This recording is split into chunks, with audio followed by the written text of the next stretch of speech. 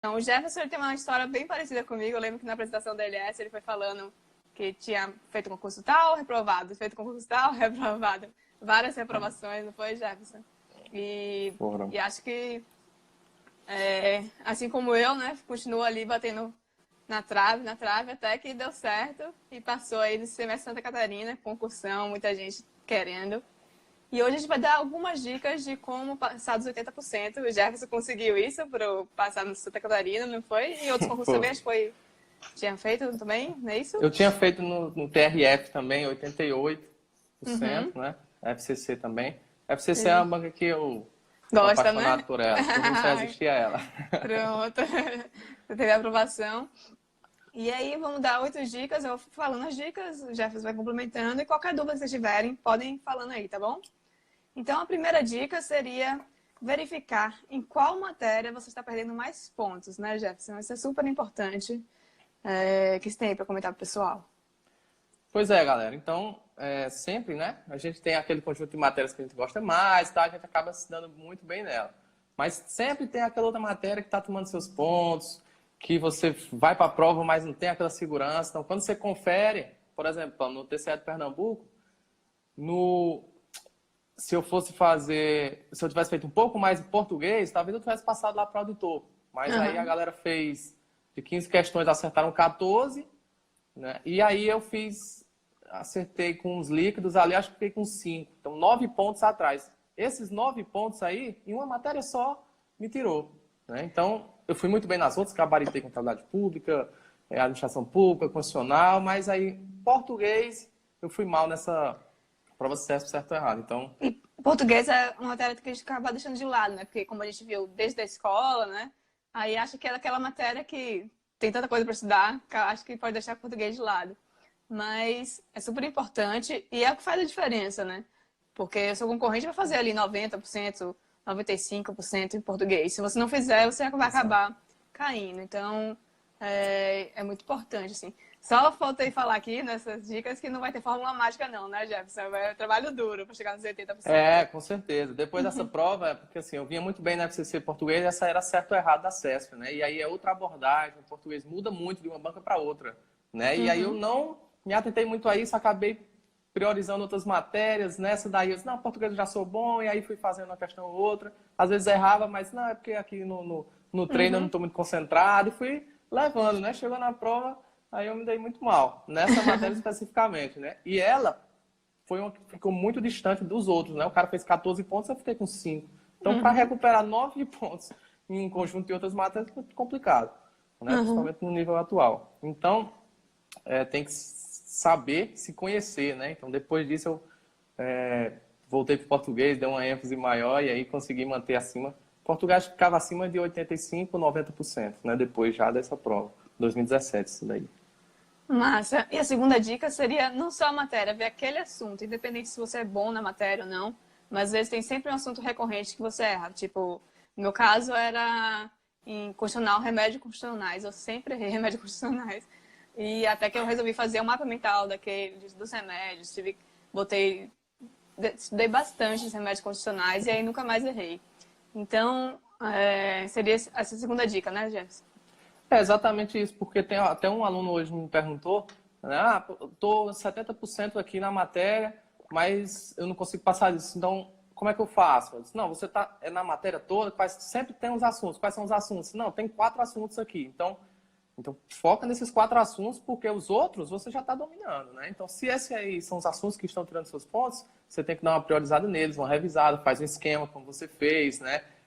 Eu tinha muita dificuldade naquela parte de intervenção na Constituição, né? Quando é que faz a estadual, a federal, e aí também era uma coisa que eu tive que fazer também um esquema para poder melhorar, né? Então, não adianta ficar querendo sempre estar revendo todo o conteúdo da matéria toda vez, aquela segurança. Não, se eu parar de ver isso aqui, eu vou ficar muito ruim nele. Não, mas não, você tem que realmente parar um pouco, porque não dá tempo de ver tudo de tudo. Então, revisa ali só aquele ponto. Às vezes, até voltar na teoria é o suficiente ali para complementar no resumo, fazer um esqueminha para melhorar nesses assuntos.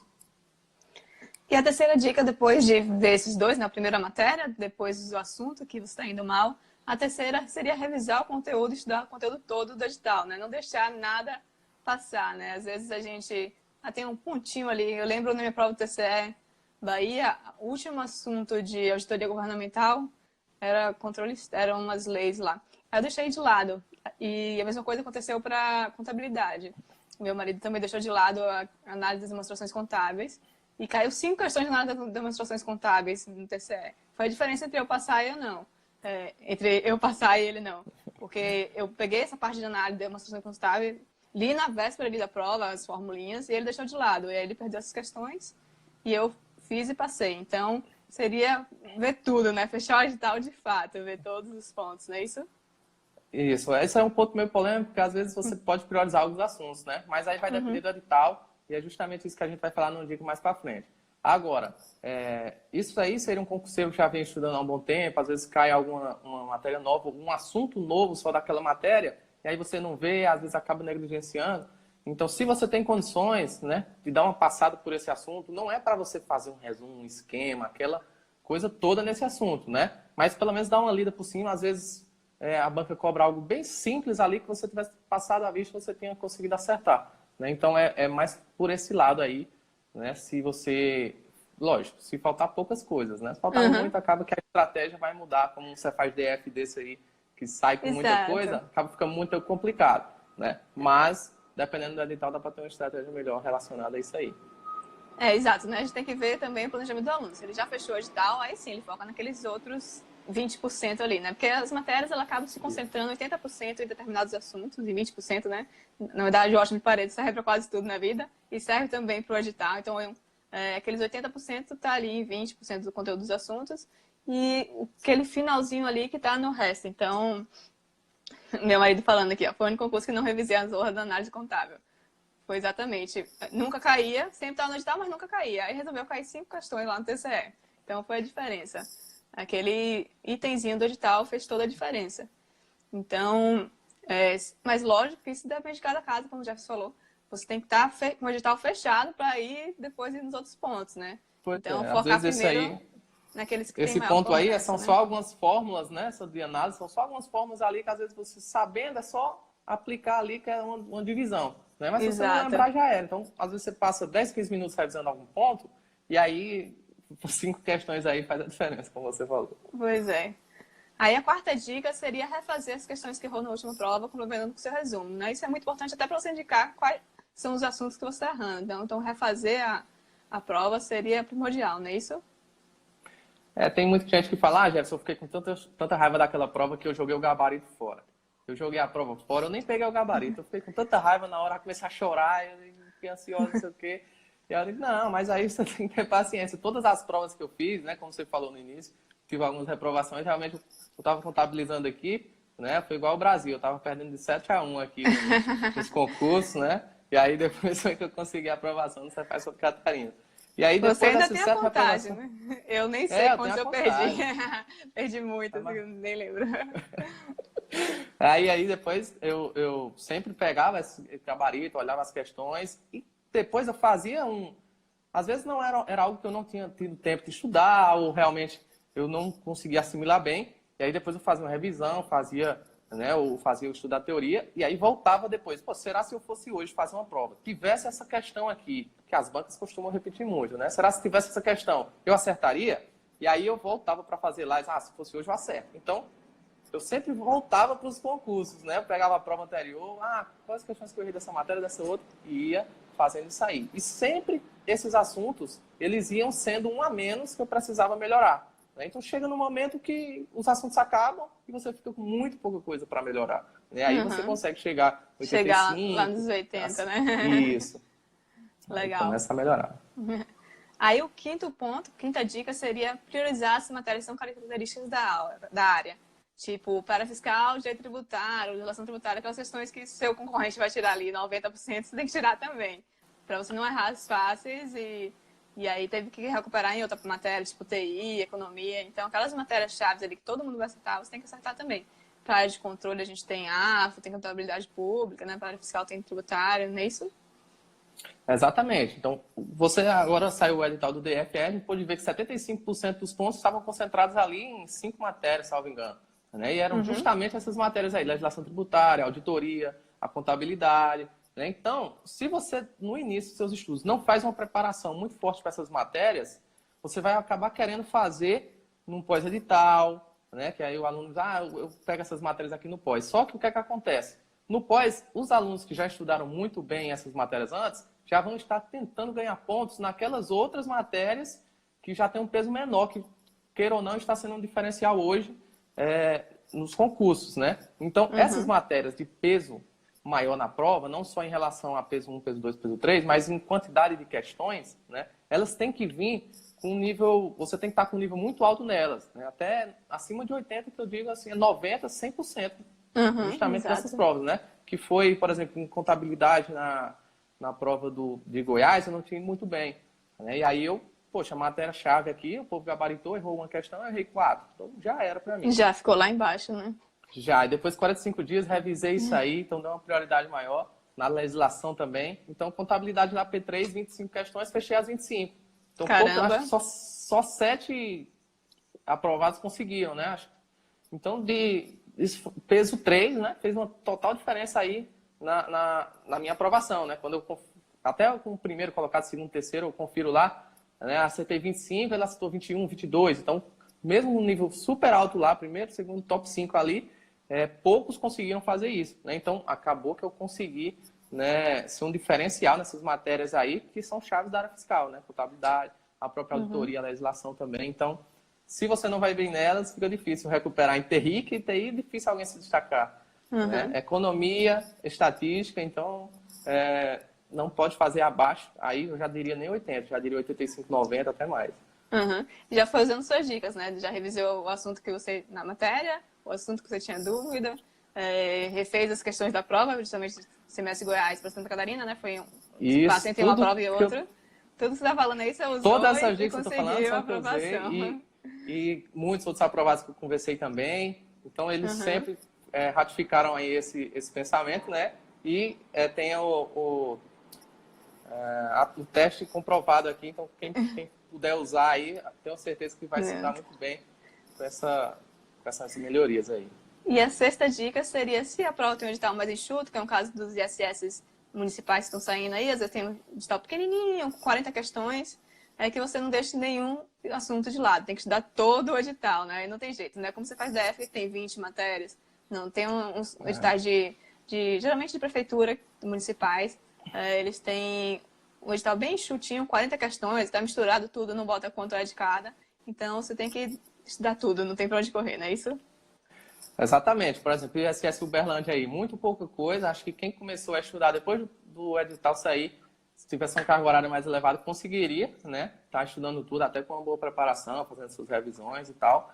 Então, um edital desse você não pode praticamente deixar nenhum ponto, porque se vai que a banca cobra, geralmente as bancas, quando não tem muita coisa para cobrar, num edital muito pequeno, ele fica muito... Se tem 10 questões para fazer de uma única matéria, acaba que não tem muito para onde ele correr, acaba querendo pegar ali, o examinador acaba querendo se destacar, né? E pega uma nota de rodapé, pega uma coisa que nunca é cobrada, e aí quem não se preparou, né, o ideal, acaba que fica para trás, né? Acontece muito também, às vezes, nas provas de legislação tributária, que cobram um edital, às vezes tem muitos pontos ali, uns anexos, regulamentos, tem a lei, tem isso, tem aquilo, e aí isso aqui é muito pouco cobrado. Eu digo o exemplo aqui da prova de Goiás, né? Tem o Lucas Romero aí, que foi aprovado também lá, pode confirmar, né? Que teve o Código de Contribuintes na parte da legislação tributária, né? E, isso aqui é um pouco cobrado e tal. E aí, acho que a prova quase não veio ICMS, veio mais 6, 7 questões só disso, né? E aí, o cara que não estudou, não deu para pegar, né? Então, se você não estudar todos os conteúdos de um determinado edital ou de uma determinada matéria, acaba que não tem mais condições de você errar algumas questões, porque o seu concorrente vai acabar acertando. Exato. E a sétima dica seria estudar priorizando o alto desempenho nos assuntos principais de cada matéria. Para quem é aluno da LS, isso é fácil, né? Porque a gente já faz todo o planejamento montado disso no pós-edital. Né? Se não sabe, na LS, cada matéria tem o consultor responsável. Aí esse consultor ele faz todo um estudo do que caiu na banca, que vem caindo, que vai sendo cobrado por banca, lógico. Agora você faz DF, a gente na primeira meta já vem tudo detalhado, qual é o assunto mais cobrado. Então, isso e já prioriza, tenta trabalhar em cima desses assuntos que são mais cobrados. Então, a gente botar uma carga mais alta para esses assuntos mais cobrados dentro da matéria. Então, seria essa a sétima dica, né? Exatamente. Às vezes, um edital muito pesado não dá para ver tudo. Então, a gente tem que saber priorizar. E também, você vai para uma prova de contabilidade do FCC, por exemplo, se você não tiver estudado DFC, você já vai começar atrás, porque sempre cai. E do mesmo jeito, para contabilidade de outras matérias, para português no SESC agora, interpretação cobra muito. Então, se você não estiver estando bem nelas, já era como aconteceu comigo.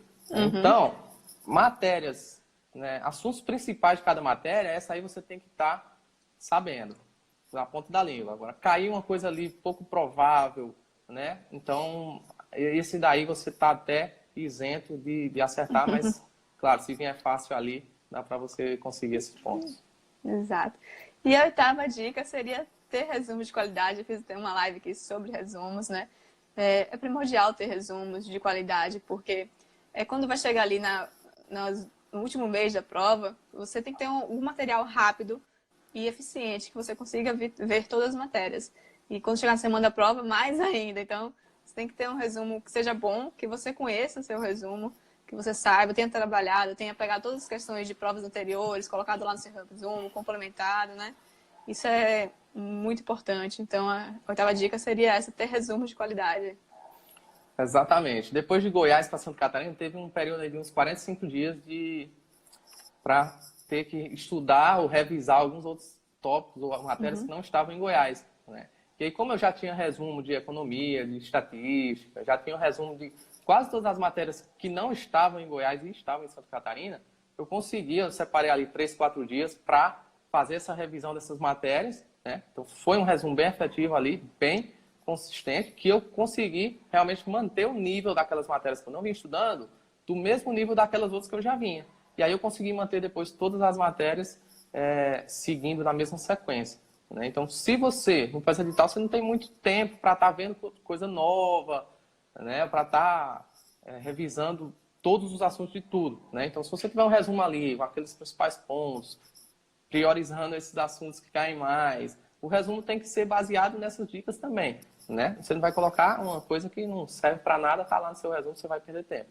Então, isso, principalmente no pós-edital, como você falou, é primordial, porque eu acredito que quem não tem, cada vez os editais estão mais completos, né? Sempre tem umas matérias a mais.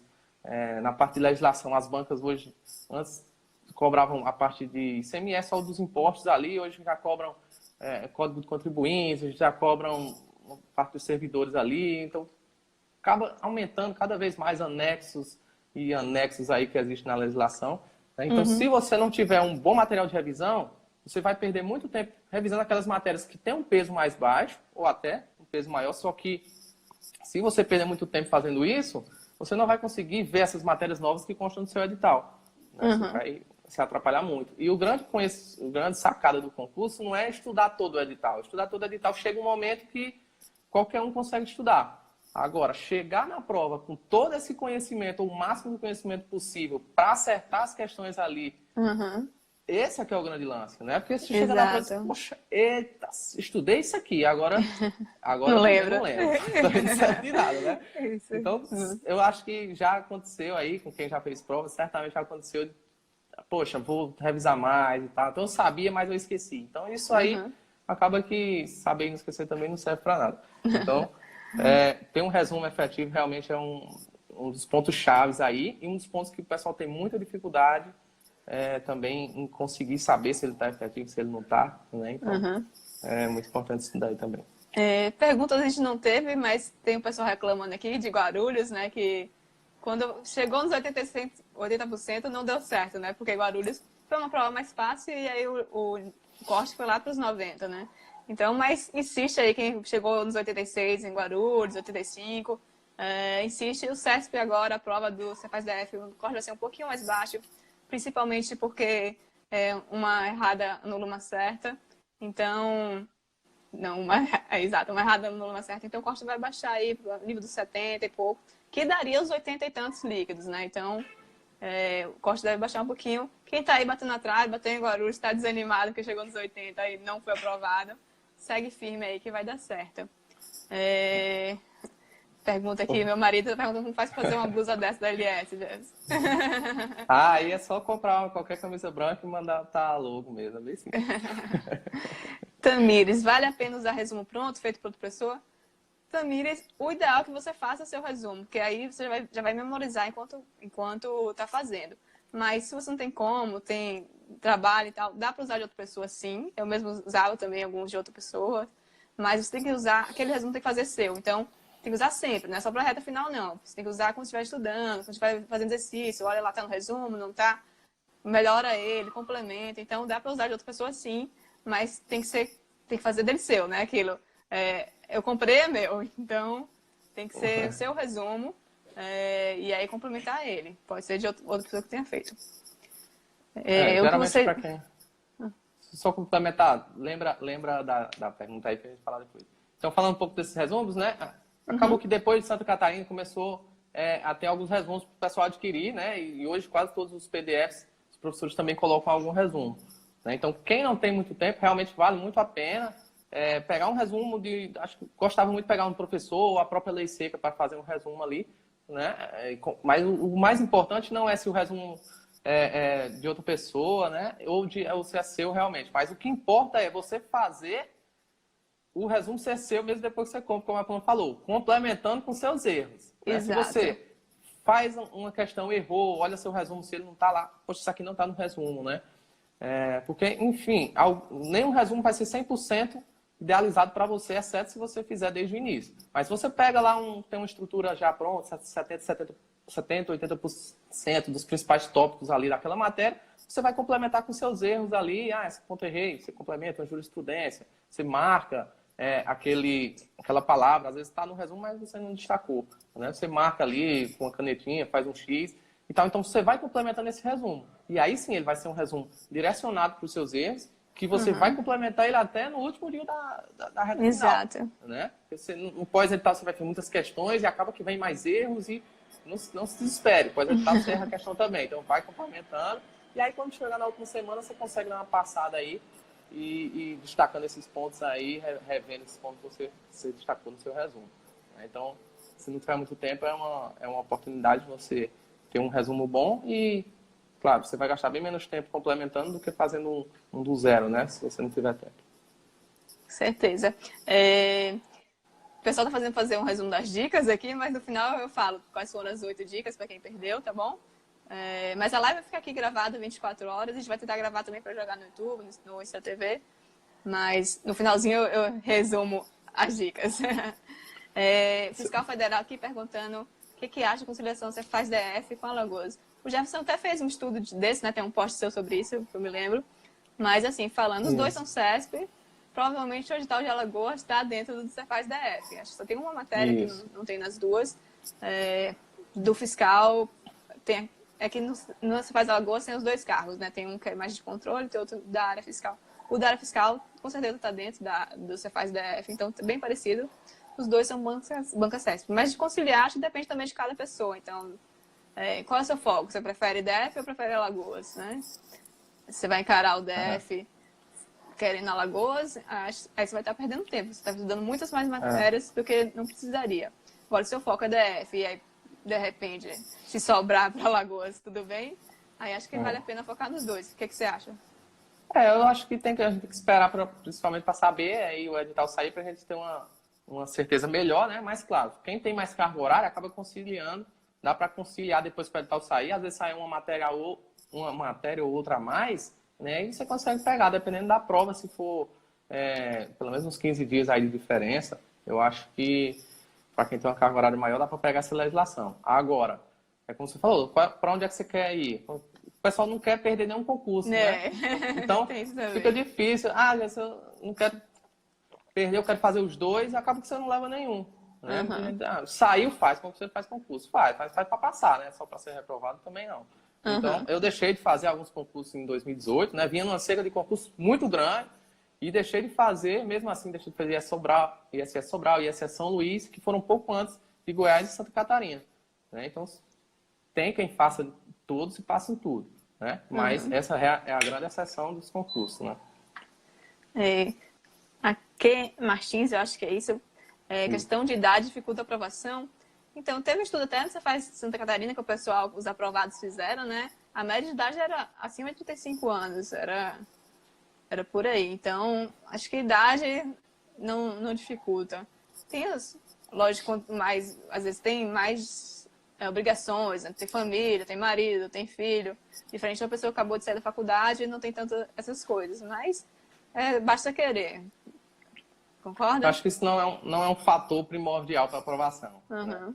Eu estou com 50, não passo. Quem tem 30 vai passar, né? Isso não tem muito... Quem tem 30, às vezes, está tão preguiçoso ali, tão despreocupado, que também nem quer estudar muito. Então, acho que esse não é o fator principal. Passa quem tem 30, passa quem tem 50. Se os dois se dedicarem, né? Então, como você falou, de acordo com a rotina de cada um.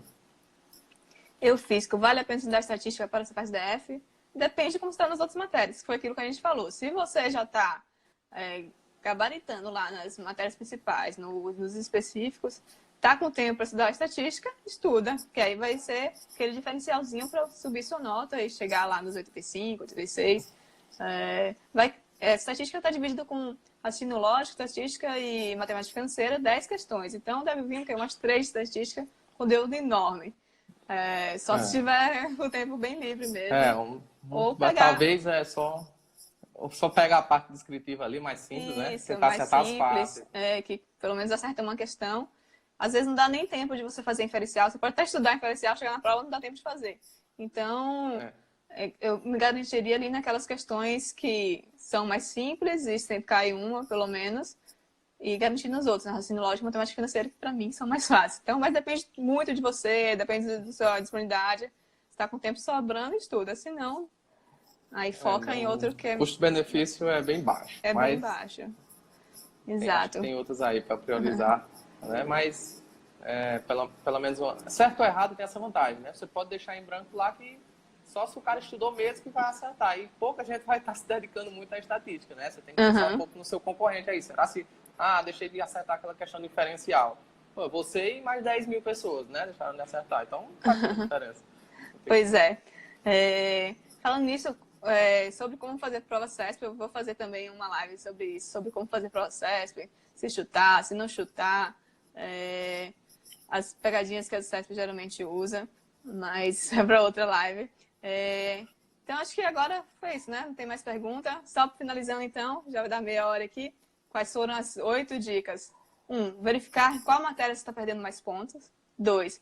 Verificar em quais assuntos está indo mal, mesmo que seja uma matéria que você está com alto desempenho. Então, primeiro matéria, depois os assuntos, mesmo que seja uma boa matéria.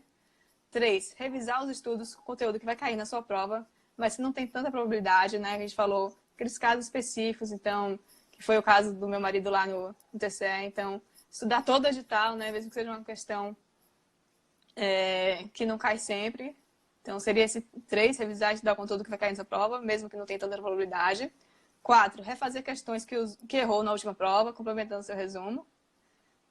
5, priorizar as matérias que são características da área. 6, se a prova tem edital enxuto, fechar o edital. 7, estudar priorizando o alto desempenho dos assuntos principais de cada matéria. E 8, ter resumos de qualidade. Então, acho que é isso, pessoal. Mais alguma dúvida? Pessoal elogiando o Jefferson aí, cheio de aluno. Todo mundo adorando. É o mesmo, é que ele já comentou 3 vezes. É o mesmo que comenta aí. Valeu, Henrique. Paga quanto? Deixei R$50 com ele aqui. Pronto, tranquilo, pessoal. Valeu, então Paulo, agradeço muito aí, obrigada. Tá? Eu que agradeço. Agradeço Ótimas dicas. O convite aí. Isso foram dicas. Comigo. Foram dicas que você usou mesmo, de fato. Isso é o mais importante, né? Não tem fórmula mágica, pessoal. É trabalho duro. Então, é estudar e focar em cima dos erros.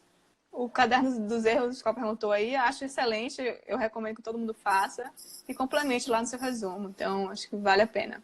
É isso, pessoal. Muito obrigada. Até semana que vem. Valeu. Obrigada, Jeff. Valeu, galera. Tchau, tchau. Tchau, tchau.